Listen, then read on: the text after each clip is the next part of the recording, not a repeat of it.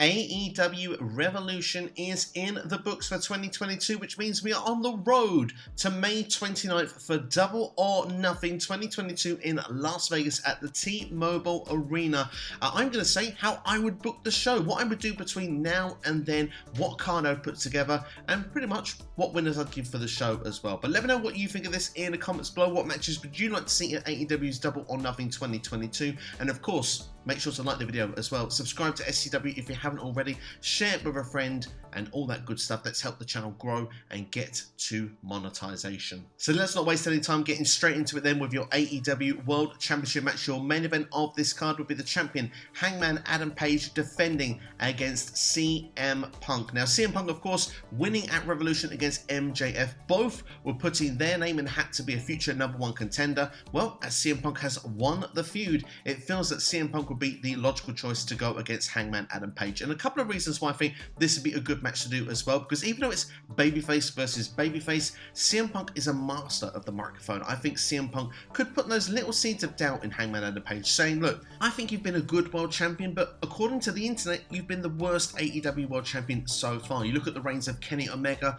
Chris Jericho, John Moxley, you've had a lot of self-doubt creeping over your story and your time here in AEW. Is that going to be the case of you as world champion as well, or have you got it in you to be a top level main event superstar, a legend in this business in CM Punk? And we can see that playing into matches as well. Perhaps Hangman Adam Page can start maybe doubting himself again as champion, give people that reason to get invested into the cowboy once again, the millennial cowboy. Can he have that belief, and can we get behind him once again as world champion, get that big notch on his belt to be a legend like CM Punk? I think it could be a great well-told story as well, and I think this is one of the biggest matches AEW could do, and you need to put CM Punk in a world title program somewhere. I think now is the perfect time, perfect placement to do so as well, and yeah, like I say, it could make Hangman Adam Page be at another level in All Elite Wrestling, and I would have Hangman Adam Page retain that championship as well. I still believe that MJF is the right person to eventually take that championship from Hangman Adam Page later in the year.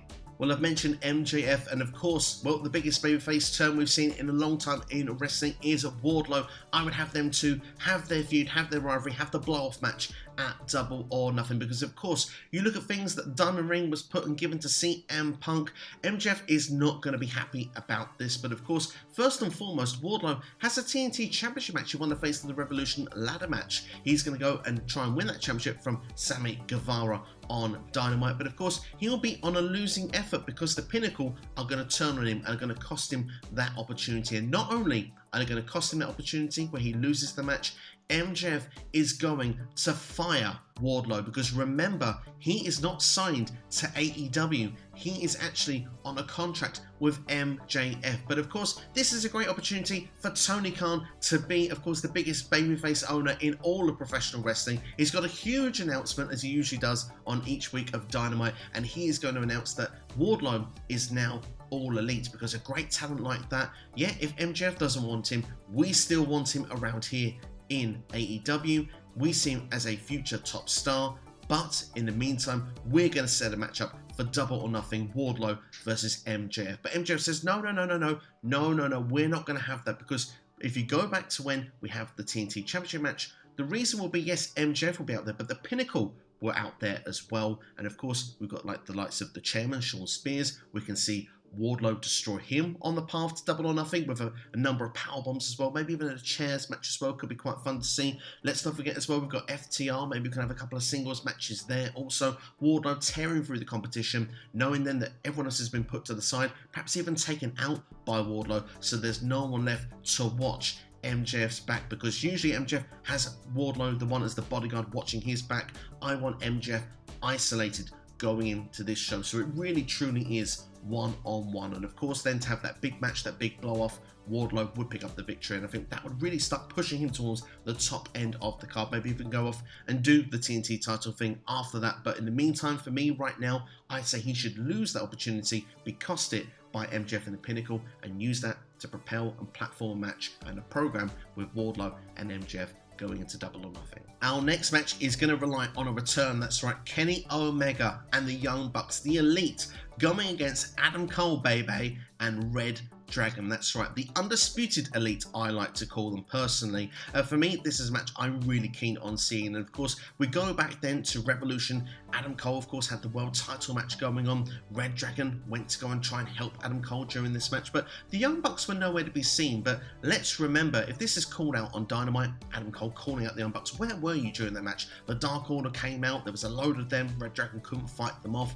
The Young Bucks can say, look, we had a tag team match earlier in the evening, Revolution. I don't know if you remember, Matt Jackson was actually dropped due to Jurassic Express, and of course Red Dragon blew the plan that was supposed to be in that tag team title match, so that's the reason they were not around. Perhaps we can have a situation there where, you know, more blows come with Red Dragon and the Young Bucks to begin with. Maybe we can get a tag team match between these guys on Dynamite. We could get Red Dragon to cheat to win, therefore they look more of the heels of the duo here. Young Bucks can say, look, we were screwed out of this match, this wasn't done correctly. The whole point of this match was to resolve our issues, to move going forward as one big group once again. And of course, if they're going to cheat to win, that doesn't resolve anything. Adam Cole, being a bit more forgiving, seems to see their point of view, says, look, yeah, we can do this match again. But of course, this time, instead, Adam Cole is put in as the special guest referee. What side is he on? Is he going to call it down the middle, or does Adam Cole have allegiances more to one side than the other? And that's where we can see the true colours of Adam Cole, the fact he's aligned with Red Dragon, the fact that we have a split in the elite,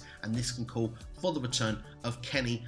By God, Omega can come back not long before the pay-per-view. We can even out the odds, and then we've got a trios match set for the pay-per-view. But for me, how I'd book it at the pay-per-view, I would actually have Don Callis turn on Kenny Omega, because of course, you know, Don Callis is always a heel. We know what he's like. He just doesn't work as a babyface for me. He's been Kenny Omega's mentor as well. But, you know, when he was actually on the buy-in, he had a lot of faith in the fact that we were going to see the Young Bucks win the tag team titles. See that he was let down for that. He was very confident Adam Cole would win the championship. Maybe he sees that the Young Bucks have let it down twice and actually sees that Adam Cole is someone that can, you know, perhaps be the face of AEW going forward. Kenny Omega's gone soft. Kenny Omega's not the same athlete that he was before leaving. Kenny Omega just doesn't have the same sinister thoughts and the way to get to the top like Adam Cole does. He can relate more to Adam Cole. There's more of a sinister side in there. So that's why he turns on Kenny Omega and the Young Bucks, and we can build that for another match, perhaps maybe a Blood and Guts, Stadium Stampede. Could it be a finals of a Trios Championship match? Who knows? Going forward could be Falling Out going into All Out.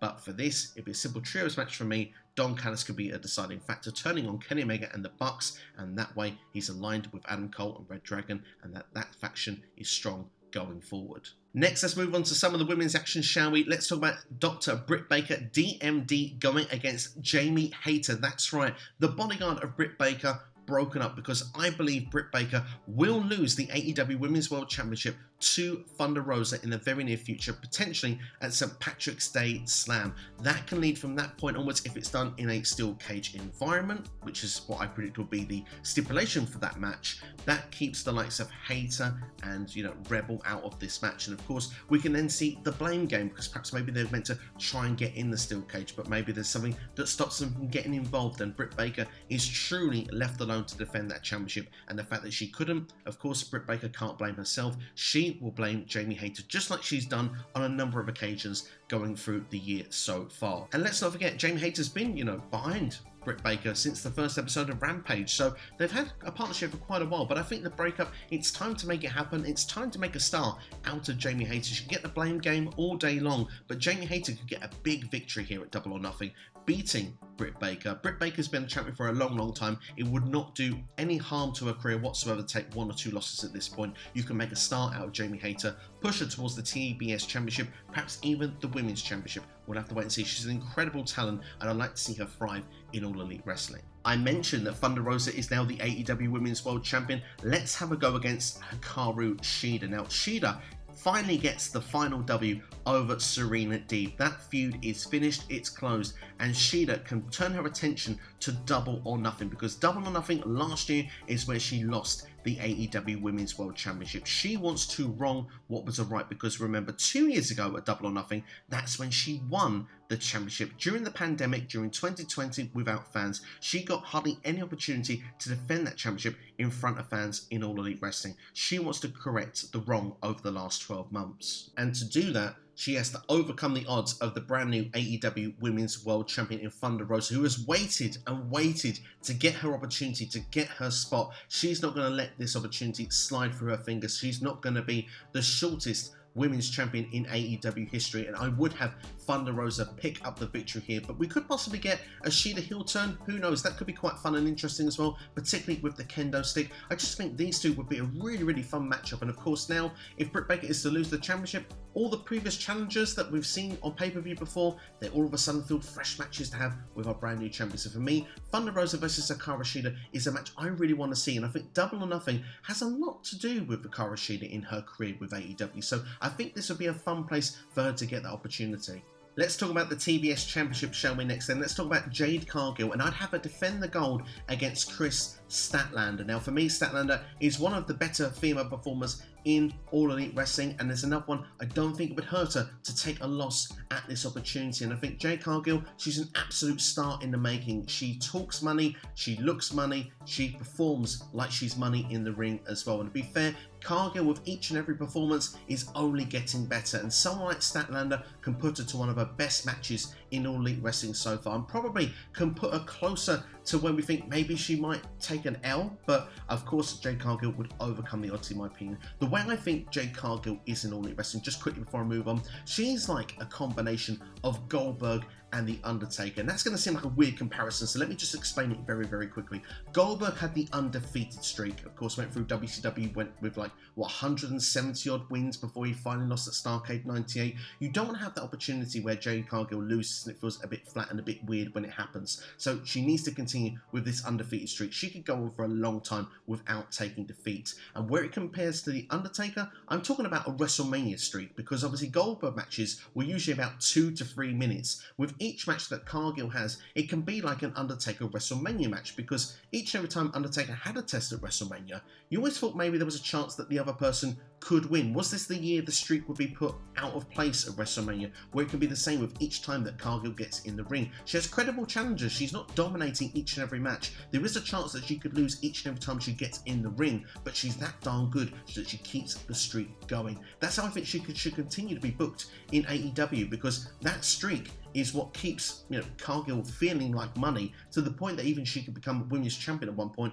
by just having both belts, or even saying that she's outgrown the TBS Championship. That's how much stock they should put in Jade Cargill, in my personal opinion. But this match here, Cargill versus Statlander, I think it would be awesome if they would put that together, and I would have Cargill, of course, take the W. I definitely think you should get used to trios action in All Elite Wrestling. I think those trios championships are coming soon. Let's talk about Eddie Kingston and Santana and Ortiz against the Inner Circle, because of course Eddie Kingston picked up the victory over Chris Jericho at Revolution. Chris Jericho said that he should respect and give a handshake to Eddie Kingston after this, and of course Chris Jericho didn't. He didn't shake the hand, even though Eddie Kingston said that he respected Jericho after that hard-hitting match. Was a really good opener as well, by the way. But as we get to Dynamite, is Chris Jericho going to shake the hand of Eddie Kingston? I think there could be a situation where he might be tempted into sort of perhaps doing so, but I can see a heel turn full on happening here. I can see the fact that he still thinks he's better than Eddie Kingston. He shouldn't be losing to a guy like that. It was a one night, it was a fluke. It isn't something that would happen again. You could perhaps play it to a rematch as well. But quite interesting in this story the whole way through up to Revolution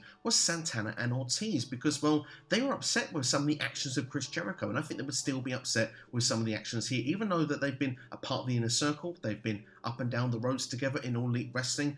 They go a long way back with Eddie Kingston, and of course they could go back to like the old days of LAX if we want. So we could see where, Proud and Powerful, Santana Ortiz either kicked out of the Inner Circle or turn on the Inner Circle, turn on Chris Jericho and Jake Hager nonetheless. And of course with Sammy Guevara, at this point, he can make a decision if he wants to be with Chris Jericho and Hager or if he wants to carry on his own thing.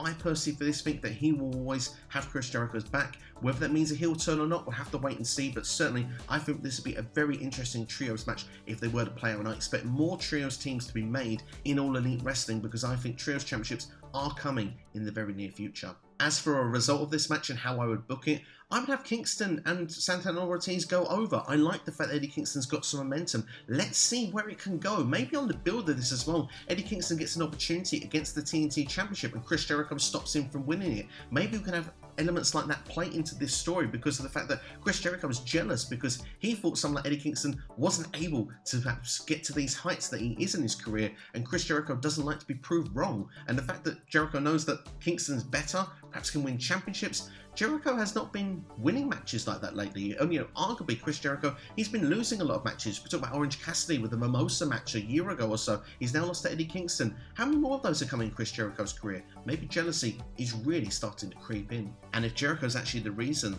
that Eddie Kingston doesn't win the TNT Championship, and that could be against Sammy Guevara, that's a reason for Sammy Guevara to be on Team Jericho, and another reason of why Santana Ortiz are against the Inner Circle. One of the big features that we know that's going to be happening on this event, of course, is the Owen Hart Cup. And of course, we've got tournaments going through. We'll see how the brackets will play out, if it's going to be a straight out tournament, if we're going to have, leagues to knock out phases and stuff like that. We'll have to wait and see how they will do it. But for me, we've got the men's and women's finals that will be taking place on this show. We'll start with the women's. Of course, we've got the Submission Magician, the women of 1,000 holds, Serena Deeb, going against Ruby Soho in the final. I think as a submission specialist, I think Deeb will be a perfect candidate to win the first ever Owen Hart Cup. And as for the men, what I'd like to do also, I'd like to have Daniel Garcia, another submission specialist, and at this point, a part of a stable with Bryan Danielson, Jon Moxley, and William Regal. And we'll throw Liam Moriarty in that group as well, but I think Daniel Garcia is a young standout to go against Christian Cage in the final, a proud Canadian, someone that shared a locker room as well with Owen Hart while he was alive. I think Christian Cage,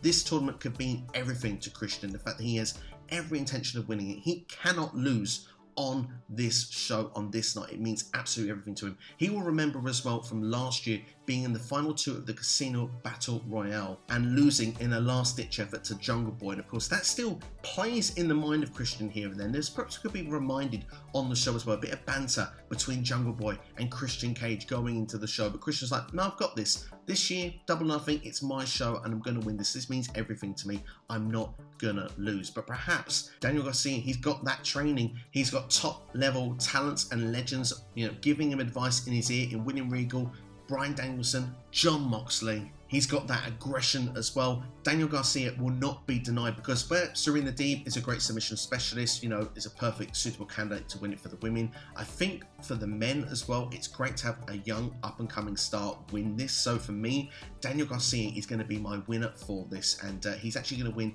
via using the sharpshooter, and Christian Cage can be upset and be angry after losing this final. And that can play nicely for the tag team title match I've got for the same evening as well. We've got the Jurassic Express of Jungle Boy and Luchasaurus going against Jon Moxley and Bryan Danielson. Now they're a team. They seem to be on the same page. Going for the tag team championship seems like a logical step that they could do first off while, grooming the stars for the future. They can go for the tag titles and they can get these young up-and-coming stars perhaps get into the TNT championship level picture.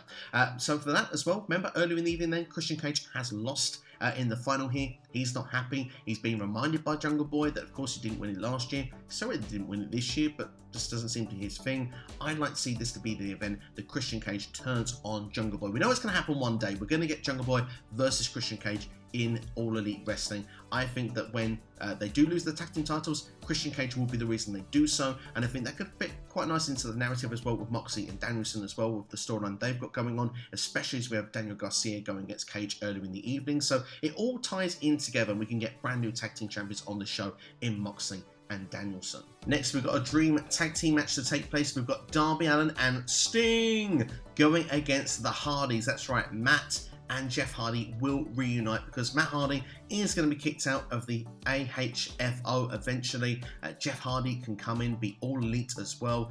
Then we can see the Hardys take on Private Party, perhaps Andrade as well, and in some sort of formats. And we can get that rivalry can be closed off before Double or Nothing, because then we can get this dream tag team environment, especially the dream element of Darby Allin sharing a ring with Jeff Hardy. I think could be quite interesting. I'm sure a lot of people would probably make reference to Jeff Hardy and Sting from Victory Road and TNA back in 2011, but hey, Twitter can be a toxic place place. Let's try and not keep the energy on that. I think this will be a fun tag team match. I'd really like to see, and especially you're seeing Sting dive off balconies at 60 years old. I mean, Jeff Hardy was doing that at the Royal Rumble 2000. There's some comparisons with these teams. It's a dream match element. I personally would really like to see it. To give a result of who I think would win, I do think Darby Allin and Sting probably should in a way win because of Darby Allin being, you know, one of the pillars of AEW, but at the same time, I think the Hardy Boys will get one good long run in All Elite Wrestling. I think they'll get one last run as a tag team going against all the best teams in the whole entire tag team division. We can see against the likes of Red Dragon, we can see against the Young Bucks again on AEW rather than ROH. We've got, you know, Jurassic Express, we can do Moxley and Danielson if you want, you've got Men of the Year. We go on through all these different tag teams that are in this fantastic division. The Hardys, I believe, will face them, so therefore I think they'll need some momentum, and even though, like I say, it's a dream match, one of these teams has to lose, perhaps it makes sense that the Hardys do go over. And last but not least, we can do the Casino Battle Royale. Seems to be a tradition that we get on these shows, and I think it's a great way to put in a lot of the talent that have not been used elsewhere on the show, because let's be fair, AEW has quite a hell of a roster, don't they? We're talking about the likes of Keith Lee, Ricky Starks, Powerhouse Hobbs, Orange Cassidy that have not been used. We've got Swerve Strickland, who's part of the promotion now, Jay Lethal, Malachi Black and House of Black, and so many more. Penta El Zero Miedo, Ray Phoenix if he's back, Pac as well. So there's quite a roster that can go in amongst this Casino Battle Royale, and of course the prize at the end of it is a chance to go for the World Championship. So personally for me, I think this is a shoe-in to put on the card. Who I'd have win it? Of course I'd have Keith Lee. He's limitless after all. I think he should get a big push in All Elite Wrestling, and of course from this point onwards, he didn't win the Face of the Revolution ladder match to go for the TNT title. I think it's important now he doesn't go in any form of losing streak. I think we need to get him on mainly a lot of the main shows that AEW puts on and get a lot of victories between now and Double or Nothing, and let's see if we can make Keith Lee one of the top stars in this company like he should be. And of course I should mention a Joker card as well before I finish up, and of course that would be none other than Cesaro. I think he'd be fantastic in All Elite Wrestling. Hope he wouldn't get lost in the shuffle, but certainly many dream matches there for him. I'd love to see Cesaro in AEW. But that's how I would book AEW Double or Nothing. What do you reckon of this match card? Let me know in the comments below. Is this something you'd like to see? Do you like the way a lot of these matches have been put together? How would you do it? What's the alternative? What matches would you like to see? How would you like to see them booked? Let me know right now in the comments below. If you like the video, then please hit the thumb up as well. It really helps spread the channel through the YouTube algorithms with the likes and comments. As well, share with a friend as well. Let them know SCW is here, especially if they're an AEW fan as well. If they're WWE Impact fans as well, it makes sense to subscribe to this channel. If you haven't already, subscribe to the channel and turn on the notifications bell. Set it to all, each and every time a video is released on the channel. But that's all from me anyway. Thank you for watching. Watch some of these videos on the side of your screen right now. Have a great day. All the best. I'll see you next time here on YouTube. Thank you for watching.